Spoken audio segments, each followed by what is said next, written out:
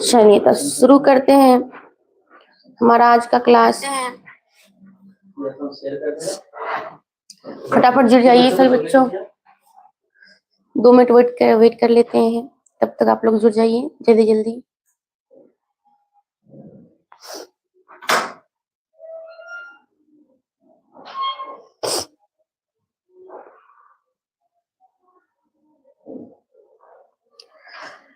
चलिए फटाफट जुड़िए।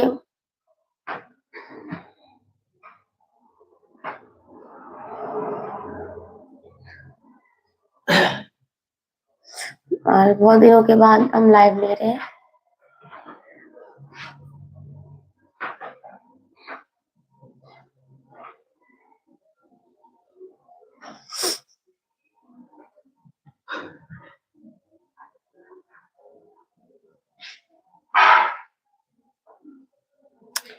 शुरू करते हम क्लास, शुरू किया जाए। चलिए शुरू ही कर देते हैं। पहला क्वेश्चन पढ़िएगा, एटाविज्म का क्या अर्थ है? एटाविज्म का क्या अर्थ है? संतति में जनकों के गुणों का आना, संतति में जनकों के गुणों का नहीं आना, या संतति में पूर्वजों के गुणों का आना जो जनक में नहीं है, या इनमें से सभी? लाइव से जुड़ जाइए जिनके, फटाफट जुड़ जाइएगा, थोड़ा सा लाइव रुकिएगा। ठीक है,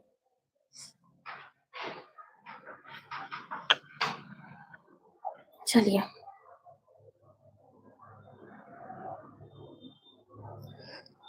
जो भी बच्चे जुड़ रहे हैं लाइव से वो शेयर कर दीजिएगा अपने दोस्तों के पास, और पहले क्वेश्चन का आंसर दे दीजिएगा।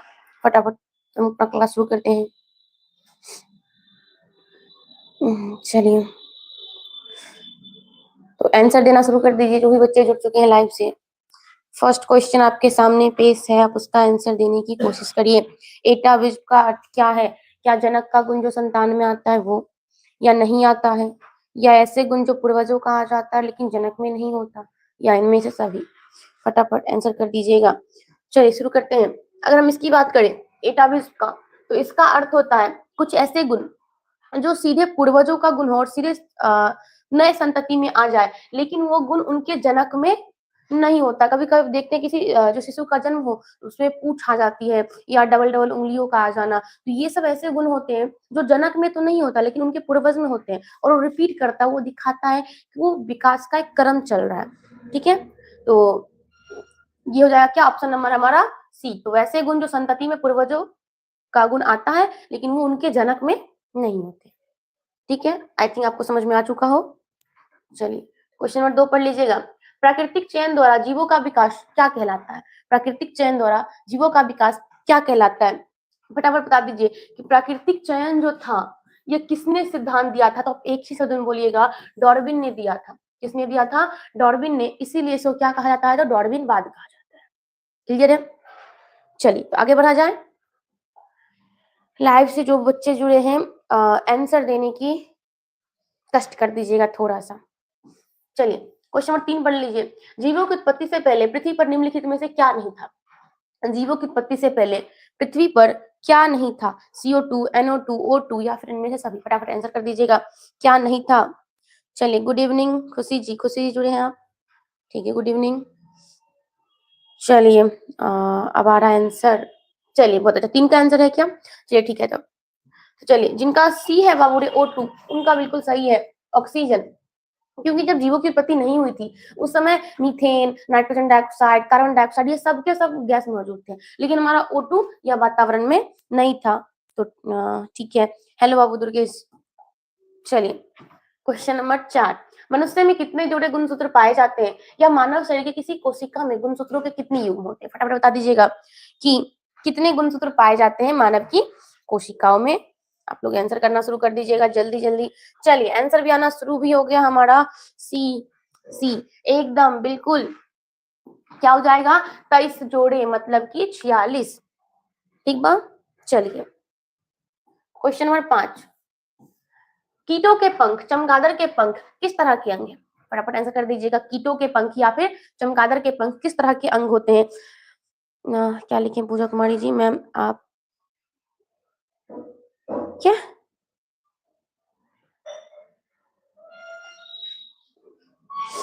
क्या लिखे हैं जी? पूजा कुमारी कौन है जी? चलिए यहाँ देख लीजिए। कीटों के पंख, चमगादड़ के पंख किस तरह के अंग है? आंसर दीजिए। किस तरह के अंग है? तो आप एक ही लाइन में कह दीजिएगा क्या है हमारा समजात अंग। क्या है? समजात अंग है। तो फटाफट आंसर कर दीजिएगा अगले क्वेश्चन का। क्वेश्चन नंबर 6, वर्तमान प्राणियों में कुछ संरचनाएं ऐसी पाई जाती है जिनका शरीर में अब कोई उपयोग नहीं रह गया है, तो वो संरचना को क्या कहते हैं? कुछ ऐसे अंग जो हमारे अंग में तो अभी है लेकिन हम में उनका कोई यूज नहीं है, तो उन अंग को क्या कहते हैं? तो आप कहिएगा एक ही लाइन में एक ऐसा अंग। चलिए बिल्कुल खुशी जी भी, क्या होगा हमारा? अवशेषी अंग, जिनका हमारे शरीर में कोई यूज नहीं है, जैसे कि अपेंडिक्स वगैरह हो गया, ये सब हमारे शरीर में कोई यूज नहीं है लेकिन फिर भी हमारे बॉडी में उपलब्ध है विकास के कारण। ठीक है प्रिंस जी, चलिए आप पहले प्रिंस जी, आप पहले आंसर पर ध्यान दे दीजिए। ठीक है प्रिंस ठाकुर जी, ठीक है धन्य, इस लाइन के लिए धन्यवाद, पर पहले पढ़ने पर ध्यान दीजिए। ठीक है चलिए, जीन शब्द की प्रस्तावना किसने दी थी? फटाफट आंसर कर दीजिए। जीन शब्द की प्रस्तावना किसने दी थी? चलिए इसका आंसर कर दीजिए। क्वेश्चन नंबर 7 का आप लोग जब आंसर कर रहे हैं ना तो क्वेश्चन नंबर पीछे से डाला करिए, ठीक है, ताकि हमें पता चल सके आप किसका आंसर कर रहे हैं। चलिए बी, खुशी जी कह रही है बी, वेंटन नहीं जी।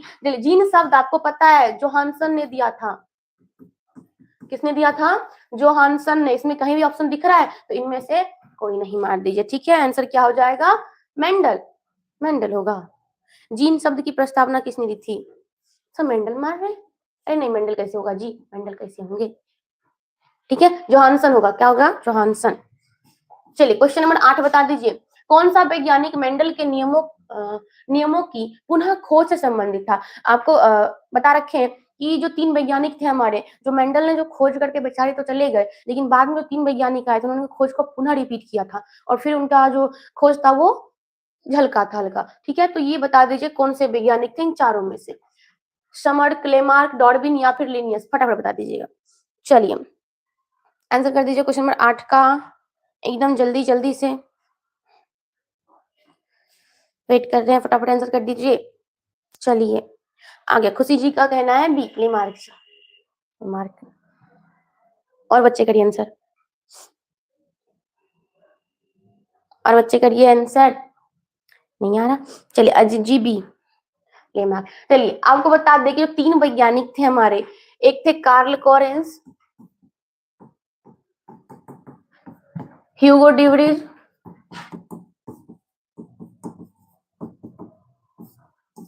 ठीक है, और तीसरे थे हमारी ये समर्थ। ये 3 वैज्ञानिक थे जुड़े हुए। ठीक है एक कार्ल कोरेंस, एक ह्यूगो डिवरीज और ये समर्थ, तीनों वैज्ञानिक ने मिलकर मेंडल जी के नियमों को पुनः रिपीट किया था। ठीक है नहीं मालूम तो चलिए अब पता हो गया। राजपूत ब्रांड क्या है आईडी? चलिए गुणसूत्र बने होते हैं, फटाफट बता दीजिएगा। डीएनए के, डीएनए तथा आरएनए के, या फिर डीएनए तथा प्रोटीन व आरएनए के, या इनमें से कोई नहीं? फटाफट आंसर कर दीजिए। किस लिए आप सॉरी बोल रहे खुशी जी? चलिए सॉरी नहीं बोलने का, चलिए बिल्कुल। चलिए 9 का बी, चलिए बहुत बच्चे का आ रहा है। राहुल जी सी, साहू जी ए, एमडी तौसीफ, खुशी जी बी, दिलदार ए। गुणसूत्र बने होते हैं। चलिए जिन बच्चों का ए है उनका तुम बिल्कुल सही कहेंगे, बिल्कुल सही कहेंगे। डीएनए का ही तो बना होता है लेकिन साथ में प्रोटीन भी मिला होता है ना। मुख्य घटक है 2 चीज, डीएनए और प्रोटीन। ठीक है तो इसके साथ प्रोटीन भी ऐड कर ले। जैसे हमारा ऑप्शन नंबर सी में डीएनए तथा प्रोटीन मिल रहा है, वो आरएनए भी मिल रहा है। ऑप्शन नंबर सी को भी टिक कर सकते हैं। क्यों? क्योंकि आप कहिएगा ये दोनों तो मुख्य घटक है ही, और जो थोड़ी सी मात्रा होती है वो आरएनए की भी होती है। भले आरएनए डीएनए से बना होता है, वो इसके निर्माण में मदद करता है, लेकिन थोड़ी सी इसकी भी तब नाम मात्र का होता है। तो ऑप्शन नंबर सी को, क्योंकि चूंकि दोनों है तो ऑप्शन नंबर सी को हम टिक मार देते हैं। चलिए हाँ ठीक बात जी सी। राधे राधे जूही जी, कौन है जी? प्रिंस ठाकुर जी। चलिए हमारा नाम थंबनेल में या फिर सर डिस्क्रिप्शन में नहीं लिखा है। चलो हमारा नाम गौरी है। चलिए आप ही लोग की, चलिए ठीक है आगे बढ़ते हैं। क्वेश्चन नंबर 10, कोशिका में अनुवांशिक पदार्थ क्या है? डीएनए, गुणसूत्र, जीन, हरित लवक या फिर क्या?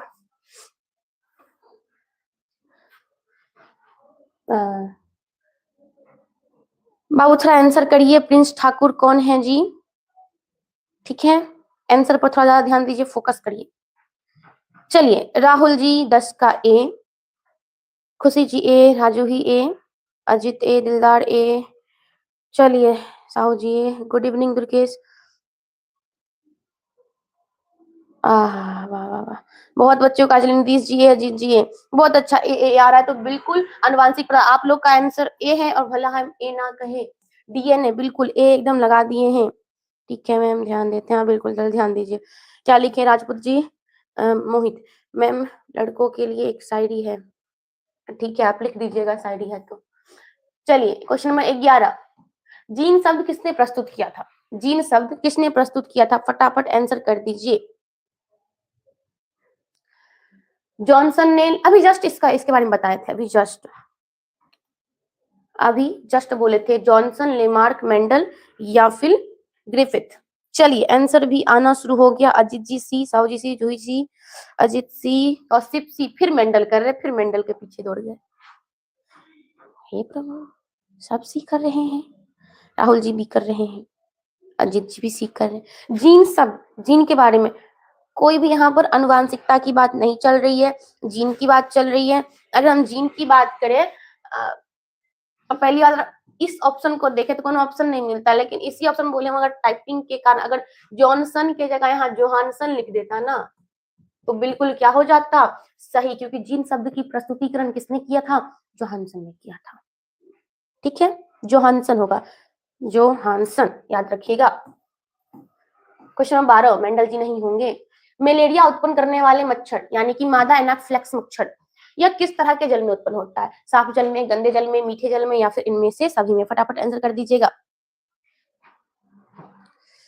चलिए आंसर कर दीजिए जल्दी जल्दी, क्या हो जाएगा? चलिए आना शुरू हो गया। शाहू ए, साहू यूशी, चलिए A, Rahul ji B, Durgesh B, Khushi A, Sahu B, चलिए दिलदार जी भी, अजित बी, जूही बी, बहुत अच्छा। कौन हो बाबू प्रिंस जी, काहे तो हमारा इतना डिटेल निकाल रहे हो, बताओ। इन्हें कहीं पढ़ने पर ध्यान दे दे, बताओ। चलिए यहाँ देखिएगा, तो सब पढ़ने पर हम लोग फोकस करते हैं, ठीक है, पढ़िए। अजीत जी बी एकदम धुआंधार आप लगा रखे हैं, बिल्कुल बहुत अच्छा। तो चलिए इनमें से एक बच्चे का सही, नहीं दो बच्चे का सही है, दिलदार और खुशी, साफ जल में। चलिए बाकी सबका गलत है, बी नहीं होगा, क्या हो जाएगा? साफ जल होगा, साफ जल में होते हैं। चलिए बहुत अच्छा, आगे बढ़ते हैं। क्वेश्चन नंबर 13, डेंगू उत्पन्न करने वाले मच्छर किस तरह के जल में उत्पन्न होते हैं? साफ जल में, गंदे जल में, मीठे जल में या फिर इनमें? वैसे बोला जाए तो साफ जल और मीठा जल दोनों हो सकता है, पता उसमें ए और बी दोनों देना चाहिए था। ठीक है, चलिए ठीक है, चलिए आना शुरू हो गया बी। नहीं, इसमें भी होगा आपके डेंगू उत्पन्न करने वाले मच्छर भी साफ जल में होते हैं, मीठे जल में होते हैं, ठीक है, एकदम स्थिर जल में बोल सकते हैं, साफ स्थिर जल होना चाहिए। इसका भी साफ जल होगा ना? चलिए रोहित जी ठीक है, ए हो जाएगा, साफ जल होगा, इसका भी, डेंगू का भी साफ जल होता है। चलिए एक बच्चे शायरी लिखे हैं, मेरी सिगरेट और उसकी यादें बिल्कुल एक जैसी है। क्या लिखियो? बाहर से सुकून और अंदर से खोखली करती है। क्या कहें, कुछ भी नहीं कह सकते। नहीं मिस बी होगा। अच्छा चलिए, हाँ क्योंकि डेंगू उत्पन्न करने वाला गंदा जल कर लीजिए, गंदा जल ही होगा, गंदा जल, गंदा जल। चलिए बाबू, इन सभी चीजों पर थोड़ा कम ध्यान दीजिएगा, ये सब बर्बाद करने वाली चीज है, ठीक है, तो पढ़ने पर ध्यान दीजिए, पढ़िएगा सब अच्छा होगा। चलिए बी हो जाएगा बिल्कुल। चलिए गुड इवनिंग नयन जी, चलिए बिल्कुल बी। चलिए आगे बढ़ जाए। क्वेश्चन नंबर 14, डेंगू उत्पन्न करने वाले मच्छर किस तरह के जल में उत्पन्न होते हैं? खारे जल में, शुद्ध जल में, गंदे जल में या फिर इनमें से कोई नहीं? फटाफट बता दीजिएगा। चलिए आना शुरू भी हो गया। 14 का सी, गंदे जल में। चलिए अभी जस्ट हुआ सा क्वेश्चन, रिपीट है हल्का सा। चलिए तो इसको हटा दें। हाँ चलिए ऑप्शन नंबर सी बिल्कुल सबका सही जा रहा है। क्वेश्चन 15 पे आ जाते हैं। संजात अंगों के उदाहरण है, संजात अंगों के उदाहरण है फटाफट। हाँ बिल्कुल बिल्कुल सबका सी बिल्कुल बिल्कुल सही है। मैम मेरा भी एक शायरी है, क्या कहें, कोई मोटिवेशनल शायरी हो ना तो वो लिखा करो, ये सब शायरी पर काहे ध्यान देते बताओ। समझात अंगों के उदाहरण है, हमारा हाथ या कुत्ते का अग्रपात, हमारे दांत हाथी के दांत, आलू और घास के ऊपर भुस्तरी। ऊपर भुस्तरी का मतलब याद रखिएगा रूपांतरित तना का मतलब, इसका मतलब होता है रूपांतरित तना। और फिर बताइए तीनों ऑप्शन में से क्या सभी है या फिर सिर्फ ऑप्शन नंबर ए है। पूरा हिंट दे दी, आंसर दे दो। चलो ऑप्शन नंबर ए आ गया। चलिए बहुत अच्छा, दिलदार नयन ए कर रहे हैं। नयन जी के ग्रुप में जोड़ दीजिए, ग्रुप में जोड़ दीजिए, सर के नंबर पे हाई लिख के भेज दीजिए। आप खुद आपका नंबर आ चुका है, जुड़ जाएगा, सर ने कह दिया अभी। चलिए सॉरी मैम गलती से ये दब गया, आंसर सी होगा। नहीं नहीं नहीं सॉरी सॉरी सॉरी। चलिए चलिए बहुत अच्छा, सबका आ रहा है बी, किन्हीं बच्चों का आ रहा है ए, खुशी ए, दिलदार ए, दुर्गेश ए, अजित बी। आहा, चलो अगर हम यहीं पर थोड़ा सा ट्विस्ट कर दे, हम बोले ऑप्शन नंबर डी है, तो ऑप्शन नंबर डी है सही है, क्योंकि हमारा हाथ और कुत्ते का अग्रपात बिल्कुल समझात अंग है। हमारे दांत और हाथी के दांत की बात करें तो बिल्कुल समझात अंग है, हाँ समझात अंग है। उसके अलावा बात करते हैं आलू एवं घास के ऊपर भुस्तरी, जो रूपांतरित तना, घास की जो तना निकलती है और आलू का जो कंद निकलता है प्रकंद, ये दोनों रूपांतरित तना का एग्जाम्पल है। मतलब ऑल ऑफ दिस समझात अंग के उदाहरण दिए गए यहाँ पर। ठीक है, हाँ बाबू आप नयन जी आप ग्रुप में जुड़ जाइएगा, सर सर के पास है नंबर आपका, आपको सर जोड़ देंगे। ठीक है चलिए, इतना सॉरी क्यों लिखते हो बताओ। ना ना मोटिवेशनल हो तब लिखो, बताओ तुम लोग ऐसे शायरी लिखते हो, बताओ क्या ही कहे। चलो, विकासीय दृष्टिकोण से हमारी किससे अधिक समानता मिलती है, विकास के दृष्टिकोण से हमारी समानता सबसे अधिक किससे मिलती है। चलिए राहुल जी भी राहुल जी सोलो का भी आ गया आंसर, चिंपैंजी। और बच्चे कर दीजिए आंसर। चलिए खुशी भी और शाहू जी भी, खुशी जी भी बिल्कुल, और करिए आंसर। और बच्चे हैं दिलदार भी और खुशी भी फिर से भी कर रही है। चलो बहुत अच्छा खुशी। चलो फिर चिंपैंजी से किससे मिलता है, तो हमारी जो बोला जाता है हमारी ज्यादातर लक्षण चिंपैंजी से मिलता है ना। सी नहीं होगा, मकड़ी से, मतलब हमारा लक्षण मकड़ी से मिलता है, हमारा नहीं, हम लोग का लक्षण, सिर्फ मेरा नहीं। चलिए क्वेश्चन नंबर 17, सी वाले बच्चे ठीक करिए, बी हो जाएगा। लैंगिक जनन के उपरांत संतानों में अलैंगिक जनन की अपेक्षा भिन्नताएं होगी। लैंगिक जनन के उपरांत जो संतान होती है उसकी तुलना अगर हम करें अलैंगिक जनन के द्वारा उत्पन्न संतान से, तो भिन्नता क्या होगा। एक ही बात कहिएगा कि अलैंगिक जनन में भिन्नताएं क्या होती है, बहुत कम होती है, और लैंगिक में भिन्नता ज्यादा होती है। मतलब भिन्नता क्या हो जाएगी यहाँ पर, ऑप्शन नंबर एक समान ना, बी। चलो बी क्या हो जाएगा, ऑप्शन नंबर बी अधिक, बिल्कुल बिल्कुल बिल्कुल। खुशी जूही का बिल्कुल सही है, राहुल जी सी नहीं होगा, बी हो जाएगा, दुर्गेश भी, दिलदार भी, साहू जी बिल्कुल बिल्कुल सबका बी बिल्कुल सही है। चल जाओ आगे बढ़े। क्वेश्चन नंबर 18, मेंडल ने अपने प्रयोगों के लिए किस पौधों को चुना था। ये तो मतलब एकदम वो वाला क्वेश्चन है, बउआ वाला, फटाफट आंसर कर दो। मेंडल ने अपने प्रयोगों के लिए किस पौधों को चुना था। चलिए आ गया बी, फिर भी क्यों आया बी। चलिए ए, किन्हीं बच्चों का आ रहा है सी, बताओ क्या है।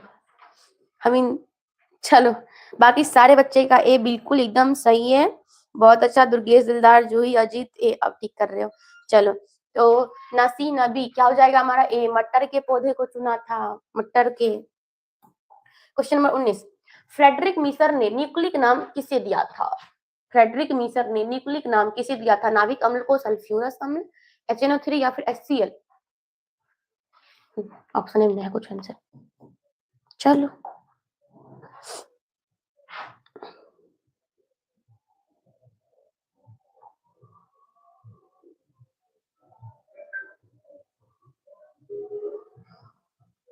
वाह वाह क्या बात है।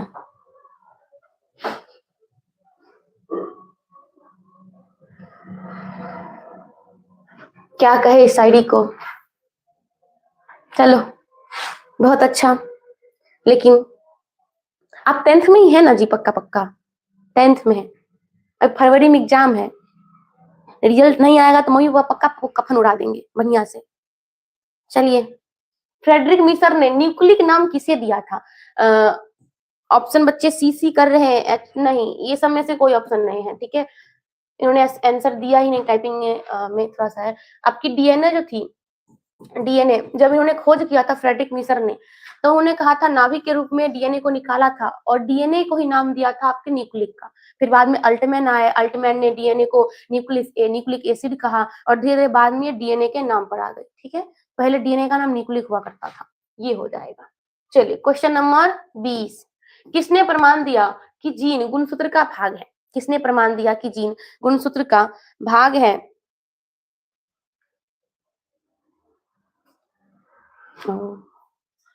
चलिए, फिर किस बात की टेंशन? जिसका लाइफ सेट हो उसको किस बात का टेंशन भला? कोनो बात का ना। चलो तत्काल, लेकिन आप कमेंट कुछ अच्छी बातें, कुछ मोटिवेशनल लाइन लिख दो तो बेटर होगा, ठीक है। इन सभी शायरियों को बंद कर दे। चलिए, 1928 में ग्रिफिथ ने, 1909 में जोहानसन ने, 1902 में टी बोवेरी एमडब्ल्यूसी सट्टन ने, या 1944 में मेरकॉटी ने? फटाफट बता दीजिए क्या होगा, क्या होगा? किसने प्रमाण दिया कि जीन गुणसूत्र का भाग है? एक चीज बहुत अच्छे से शायद मैंने क्लास में कभी इस पर चर्चा भी किया था, इसका नाम बहुत प्यारा था, एस सट्टन, डब्ल्यू एस सट्टन। याद होगा कि नहीं बच्चों को? तो 1902 में बोवेरी और सट्टन जी ने दिया था। सी हो जाएगा, ठीक है, सी हो जाएगा। चलिए, बहुत अच्छा, खुशी कर रहे भी, खुशी जी सी हो जाएगा, जूही का सी बिल्कुल सही है। चलिए, दुर्गेश भी नहीं होगा, राहुल जी सी बिल्कुल ठीक है। हाँ ठीक है, चलो आगे बढ़ा जाए। चलिए, क्वेश्चन नंबर 21, प्रत्येक गुणसूत्र दो कुंडली धागों का बना होता है, जिसे क्या कहते हैं? प्रत्येक गुणसूत्र दो कुंडलित धागों का बना होता है, जिन्हें क्या कहते हैं? अर्ध गुणसूत्र, क्रोमोस्टेम, गुणसूत्र बिंदु, या फिर इनमें से कोई नहीं? फटाफट, पहला पहला नंबर ऑप्शन तो पहले ही कट गया, अर्ध गुणसूत्र तो होगा नहीं। आपके पास 3 ऑप्शन है, फटाफट आंसर कर दीजिएगा। प्रत्येक गुणसूत्र दो कुंडलित धागों का बना होता है। चलिए, 21 का आना शुरू हो गया। अजित सी, खुशी सी, साहू जी भी, खुशी बी, चेंज कर लिए, जूही बी, चलिए बहुत अच्छा, राहुल जी सी, दुर्गेश बी, बहुत बहुत अच्छा। तो जिन बच्चों का बाबू बी है उन बच्चों का बिल्कुल सही है, ठीक है। जिन बच्चों का बी है, क्रोमेस्टेम लिखा है, जिसे क्रोमेटिन कहते हैं, याद रखिएगा, क्रोमेटिन जिसे कहते हैं आप, वही है यहाँ पे, ठीक है। ये हो जाएगा, ठीक है, ये हो जाएगा option number B. Option number question number 22 लिखिएगा, विकास के आधार पर निम्नलिखित में से किसका शारीरिक अभिकल्प उत्तम होता है? विकास के आधार पर, लाइक डन, हाँ चलिए, चलिए वो लाइक भी चेक करते, 5 ही वो लाइक, कुछ बच्चे लाइक बढ़ा दीजिए। चलिए, आंसर कर दीजिएगा फटाफट। विकास के आधार पर निम्नलिखित में से किसका शारीरिक अभिकल्प उत्तम है? जीवाणु का, मकड़ी का, मछली का, चिंपैंजी का? किसका शारीरिक अभिकल्प उत्तम है? तो यूं कर दीजिएगा आंसर, 22 का ए, जीवाणु का कर रहे हैं। चलिए, खुशी जी डी कर रहे हैं, और बच्चे करिए फटाफट, लाइव से क्यों छोड़ रहे हैं? लाइव घट रहा है, लाइव घट रहा है। चलिए, Sahu G D, Durgesh D, बिल्कुल जिन बच्चों का भी डी है बिल्कुल सही है, क्योंकि सबसे उत्तम तबीयत का इन सब की तुलना करें तो चिंपैंजी का ही बेहतर है ना, चिंपैंजी ज्यादा विकास कर रहा है इस सब की तुलना में, बिल्कुल 22 का डी। चलिए, जूही जी भी आ गई। मुश्किल चाहे कितनी भी क्यों ना आए, हौसले अगर मजबूत हो तो मंजिल तक पहुंचना आसान हो जाता है, एकदम बिल्कुल इन शायरी से एग्री कर रहे हैं। चलिए, बहुत अच्छा, हौसला बस होना चाहिए, बाकी सारी मुश्किलों को हम पार कर सकते हैं। चलिए, जूही जी कह रहे हैं मिस कुछ मोटिवेशनल लाइन हो जाए तो मोटिवेट। एक बात बता, अगर मोटिवेट की बात करते हैं तो ढेरों लाइन है मोटिवेशन के लिए, ठीक है, लेकिन आप खुद से मोटिवेट हो सकते हैं, अपने हालातों से मोटिवेट हो सकते हैं, ठीक है भाई। बहुत अच्छा शायरी है, बिल्कुल बहुत अच्छा शायरी है। चलिए, जिंदगी में कितनी मुश्किलें आए लेकिन अपने सपनों को तो कभी नहीं छोड़ना चाहिए, ये तो है। और अपने आसपास के, बोले ना, एक आसपास की घटनाओं से आप हमेशा मोटिवेट, दिन रात मोटिवेट होते हैं, ठीक है। आपके घर में ही देख लीजिएगा, तो आपको घर की व्यवस्था अगर ठीक करनी है तो आपको कुछ करना पड़ेगा, है ना, आपको कुछ अचीव करना है ना, कुछ ऐसे किसी को देखते हैं कुछ अच्छा सा लाइफ जीते हुए, तो आपके अंदर वो सपना आता है कभी, बस वही मोटिवेशन है, ठीक है। और ऐसा नहीं कि पढ़ने में मन ना लगे, ऐसा कोई लाइन ही नहीं है, ठीक है, इंसान कुछ भी कर सकता है। तो सब लोग पढ़िए और 10th का इस बार तोड़ के नंबर लाइए, एकदम 4 दीजिएगा, ठीक बा। चलिए तो राहुल जी का 23 का ए, अवनीश जी का 23 का डी डी डी, एकदम। चलिए तो बहुत अच्छा, इतने बार डी लिखे हैं ना कि क्या कहे, डी आंसर भी बन जाता है। इतना डी लिखे बताइए अवनीश जी आप। चलिए रूपम है, अच्छा रूपम है, क्या हो जाएगा हमारा, रॉबर्ट हुक। रॉबर्ट हुक ने लिखा था कौन सा बुक, माइक्रोग्राफिया, जिसमें उन्होंने कोशिका के बारे में सबसे पहले अध्ययन करवाया था।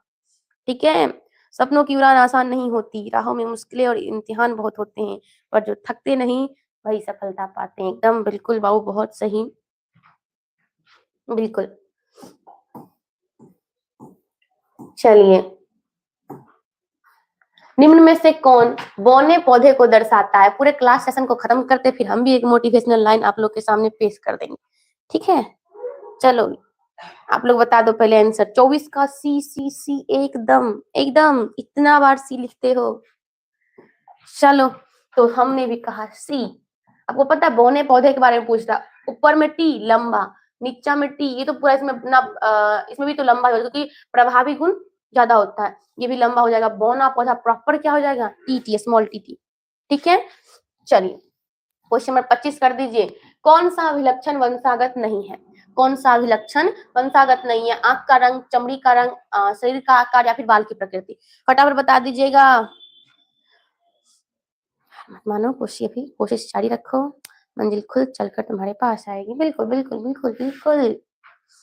हमें लगता है कि सक्सेस हमसे बहुत दूर है ना, लगता है कि साथ बहुत दूर होगा, लेकिन नहीं, एक स्टेप चाहिए होता है, छोटा सा स्टेप, कदम उठाइए, आपके सामने रखा रहता है आपका सपना, ठीक है। चलिए चलिए आंसर आना भी शुरू हो गया। खुशी जी सी कर रहे, राहुल जी सी कर रहे हैं। चलिए, नहीं जी, चमड़ी का रंग वंग नहीं होता। अब कहते वंशागत नहीं होता, आप कहते हैं, कभी सुने होंगे घर में कहते हुए कि इसका रंग ना अपने मम्मी पर गया है, पप्पा पर गया, तो वंशानुगत तो आ रहा है। लेकिन आप शरीर का आकार देखिएगा ना, शरीर का आकार, तो ये वंशागत नहीं है, ठीक है। आपका आंख का रंग हो सकता है, वंशानुगत आ सकता है, चमड़ी का रंग या बाल की प्रकृति, ये सबका सब वंशानुगत आता है, लेकिन शरीर का आकार ये फिक्स नहीं है, कुछ भी हो सकता है, कैसा भी हो सकता है, वंशानुगत में है, ठीक है। तो ऑप्शन नंबर सी हो जाएगा, बिल्कुल सही। हाँ, नहीं समझे आपका बात बाबू, मुन्ना जी, मुन्ना कुमार। चलिए क्वेश्चन नंबर 26, द्विसंकर क्रॉस के फलस्वरूप उत्पन्न पौधों का फिनोटाइप अनुपात था। फटाफट बता दीजिए, मेंडल का जो द्विसंकर नियम था उनके अकॉर्डिंग उनका फिनोटाइप का अनुपात क्या था। चलिए आंसर दे दीजिए, आपको बच्चे कमेंट में जीनोटाइप का अनुपात भी करके जाइएगा। चलिए ऑप्शन नंबर सी, सी कौन बच्चे कर रहे हो। चलो अभिनीश जी बी बी, बिल्कुल बी, बिल्कुल बी। चलिए जिन बच्चों का भी बी है उनका बिल्कुल क्या है, सही है, बिल्कुल 9:3:3:1, ठीक है। आप किस क्लास में हो, अच्छा हम किस क्लास में हैं। चलिए हम अभी तत्काल तो सेमेस्टर 2 में हैं, ठीक है, बीएसएससी सेमेस्टर 2। चलिए क्वेश्चन नंबर 27 कर लेते हैं। स्त्रियों में लिंग गुणसूत्र होते हैं, फटाफट बता दीजिएगा। स्त्रियों में लिंग गुणसूत्र होते हैं, एक्स एक्स एक्स वाई दोनों या फिर इनमें से कोई नहीं। चलो जूही जी भी 26 का बी कर रही है। चलो खुशी ए, चलो बहुत अच्छा, राहुल, खुशी, दुर्गेश जी कर रहे हैं बी, जूही तो एकदम बी धरा दियो, साहू जी ए करे। तो जिन बच्चों का वो ए है ना, बिल्कुल अवनीश जी एक्स एक्स। चलिए स्त्रियों की बात करें तो एक्स एक्स हो जाएगा, ए, हाँ बिल्कुल अब चला रहा है ए, ठीक है, एक्स एक्स। क्वेश्चन नंबर 28, पुरुषों में लिंग गुणसूत्र, फटाफट उसका उल्टा कर दीजिए, क्या हो जाएगा, एक्स और वाई, यानी ऑप्शन नंबर बी। बहुत अच्छा, चलिए हाँ बी बिल्कुल साहू जी। 27 का ए, बिल्कुल 27 का ए, चलो बहुत अच्छा, 28 का बी। क्वेश्चन नंबर 29, प्राकृतिक वर्ण द्वारा जैव विकास के सिद्धांत की परिकल्पना किनके द्वारा की गई थी। प्राकृतिक वर्ण के क्या है, प्राकृतिक वर्ण द्वारा जैव विकास के सिद्धांत की परिकल्पना किनके द्वारा की गई थी। फटाफट, Darwin, Mendel, James Watson, Francis Crick. अभी जस्ट के बारे में बताए थे पहले ऑब्जेक्टिव में, फटाफट आंसर कर दीजिएगा। चलिए आना शुरू हो गया 29 का बी, मतलब सभी बच्चे मेंडल के पीछे हाथों के परे हैं, हर एक चीज में मेंडल को घुसाना है। अब मैडम कहाँ से पढ़ रहे हैं, चलिए हम तो आपको यहीं से पढ़ रहे हैं, आपके यूआर कॉलेज यहीं से बस, ठीक है। चलिए क्या लिखे, चलो चलो, बी एकदम 19। चलिए खुशी जी ए कर रहे हैं, बाकी सारे बच्चे बी कर रहे हैं। चलिए एक बच्चे का ए है तो बिल्कुल ए, चलो जूही भी आ गई ए, बिल्कुल ए क्या है, बिल्कुल सही है, क्योंकि डार्विन है, प्राकृतिक वर्ण का सिद्धांत किसने दिया था, डार्विन, इसलिए डार्विनवाद का सिद्धांत भी कहा जाता है, ठीक है। चलिए क्वेश्चन नंबर 30, मनुष्य का वैज्ञानिक नाम क्या है, होमो इरेक्टस, होमो हेबिलस, होमो सेपियंस, इनमें से कोई। चलिए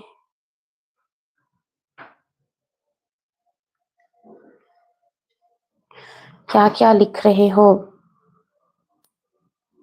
चलो चलो पहले इसका आंसर करो, क्वेश्चन नंबर 30 का। चलिए सी आ गया, बिल्कुल सी बिल्कुल बिल्कुल बिल्कुल। चलिए तो क्या हो जाएगा, होमो सेपियंस, ऑप्शन नंबर सी, सारे बच्चों का बिल्कुल सही था, बिल्कुल बहुत अच्छा, ऑप्शन नंबर सी बिल्कुल। खुशी, जूही, दुर्गेश, अवनीश, इन बच्चों का बिल्कुल सही था। राहुल जी आप थोड़ा सा आपको ध्यान देने की जरूरत है, क्योंकि आपका आंसर ऑलमोस्ट बहुत ज्यादा गलत आता है, ठीक है। चलिए हाँ बिल्कुल 30 का सी एकदम बहुत अच्छा।